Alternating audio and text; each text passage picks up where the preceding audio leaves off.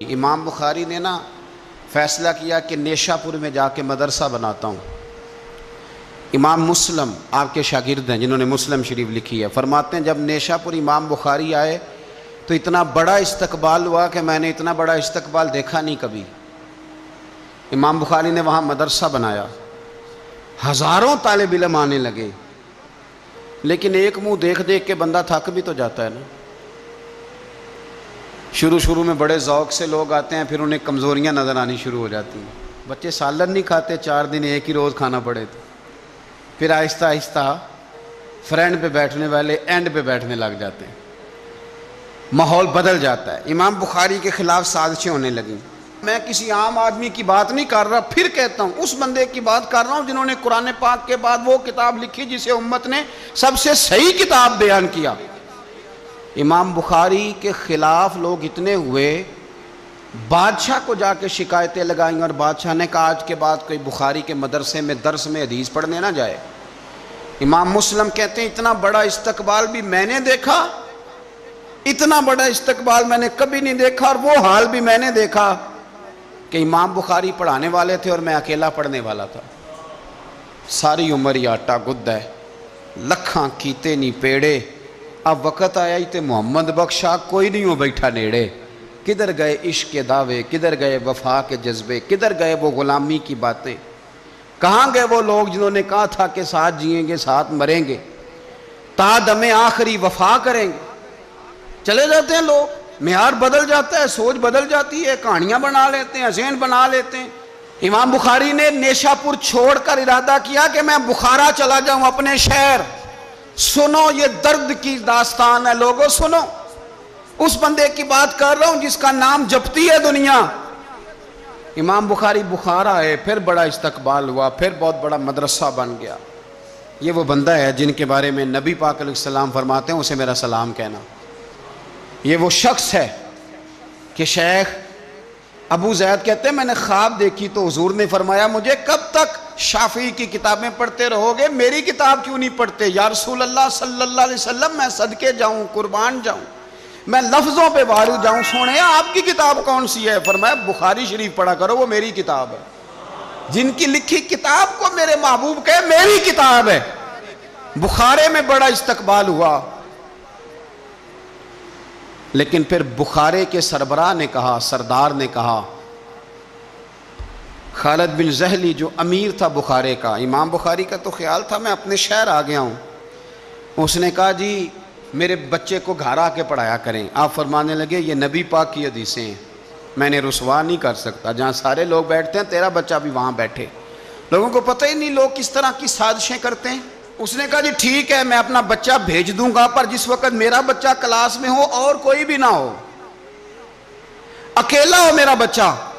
امام بخاری فرمانے لگے اگر کوئی اور آ کے کہے کہ میں نے بھی حضور کی حدیث سنی ہے تو میں کیسے منع کروں؟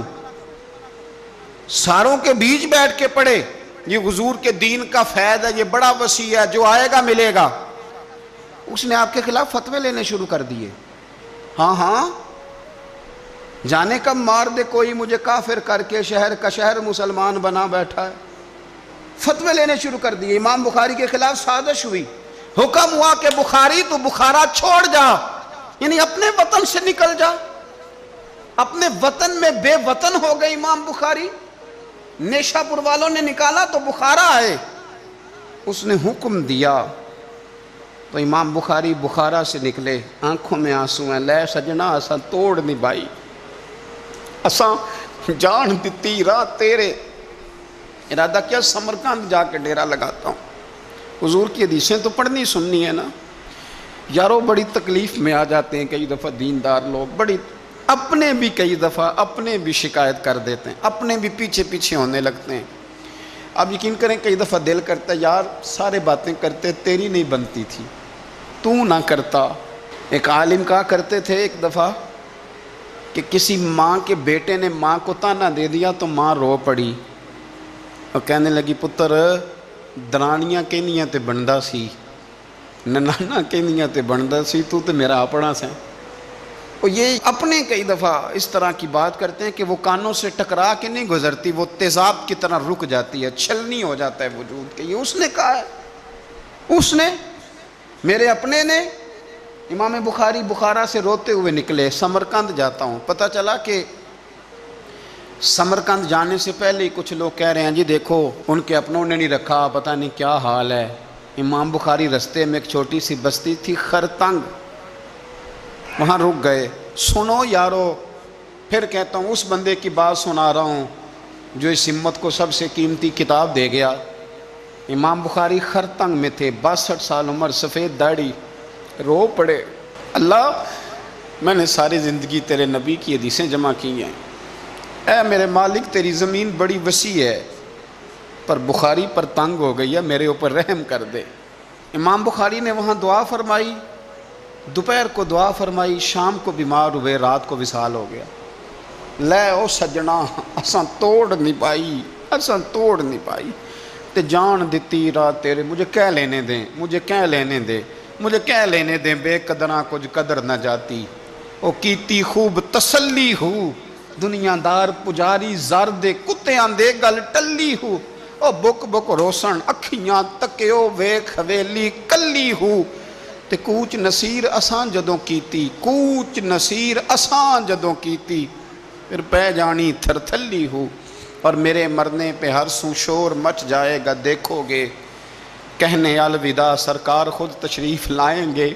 ایک بندہ کہتا میں نے رات کو خواب دیکھا کہ نبی پاک صحابہ سمیت کھڑے ہیں، کسی کا انتظار ہو رہا ہے۔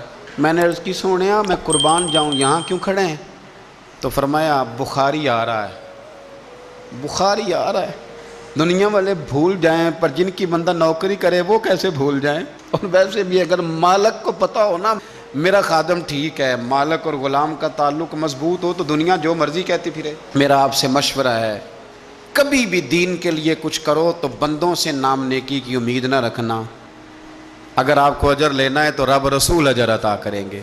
وہ شخص کہتا ہے میں نے اٹھ کے صبح پتہ کیا تو وہ وہی وقت تھا جب مجھے حضور کی زیارت ہوئی جس وقت امام بخاری کا انتقال ہو گیا۔ لوگوں نے آپ کو دفن کیا تو قبر کی مٹی سے خوشبو آنے لگی، لوگ تبرکن مٹی لے جانے لگے۔ سمرقند کے لوگ بارش نہیں ہوتی تھی، قحط پڑ گیا، سارے کٹھے ہو کے امام بخاری کی قبر پہ گئے تو اللہ نے بارش عطا فرما دی۔ اتنا بڑا آدمی لیکن بے قدراں کچھ قدر نہ جاتی۔ دو باتیں آپ نے اس گفتگو سے یاد رکھنی ہیں، ایک تو بندوں سے اجر کی امید نہ رکھیں، یہ چھوڑ دیں کہ بندے واہ واہ کریں گے تو میں نے کام کرنا ہے۔ آپ غریب کی مدد بھی کریں، آپ نیکی بھی کریں، آپ خیر بھی کریں، اداروں سے، مسجدوں سے، مدارس سے بھی پیار کریں، لیکن واہ واہ کی توقع بندوں سے، اور اگر رب رسول نے ایک دفعہ بھی واہ واہ کر دی نا تو پھر واہ بلے بن جائے گی، پھر کیا بات ہے۔ اور ویسے بھی جڑیاں گڈیاں آپ ہی اڈیاں او نہ چڑھن اونچائیاں، وہی گڈیاں اونچیاں اڈیاں جڑیاں سائیاں آپ چڑھائیاں۔ تو اس لیے ایک بات تو یہ کہ اجر اللہ رسول سے امید، اور دوسری بات یہ یاد رکھ لیں کہ سونا وہی ہے جو سونے کی باتیں کرتا ہے، میٹھی بات اسی کی ہے جو مدینے والے کی حدیث بیان کرتا ہے۔ سرکار کی باتیں یاد رکھیں، سرکار کی باتیں کریں۔ یہ تلخ وقت چل رہا ہے، کڑوا وقت ہے، پر یارو باتیں میرے نبی کی یاد کرو، ان میں بڑا ہی مزہ ہے۔ اللہ تعالیٰ امام بخاری کے درجے بلند کرے اور اللہ تعالیٰ ہمارے حال پہ رحم کرے۔